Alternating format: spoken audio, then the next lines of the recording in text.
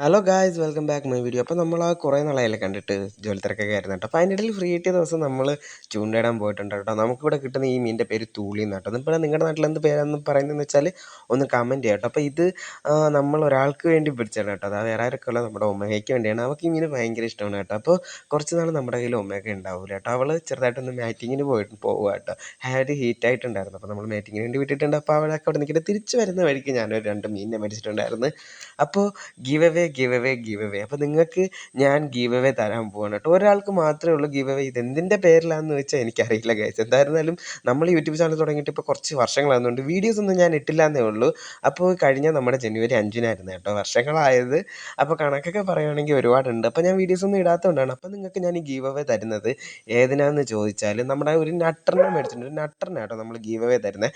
അപ്പോൾ നിങ്ങൾക്കിത് വേണമെന്നുണ്ടെങ്കിൽ വളരെ കുറച്ച് റൂൾസ് മാത്രമേ ഉള്ളൂ. എന്താ ചെയ്യേണ്ടതെന്ന് വെച്ചാൽ നമ്മുടെ ഇൻസ്റ്റാഗ്രാം നിങ്ങൾ ഫോളോ ചെയ്തിരിക്കണം.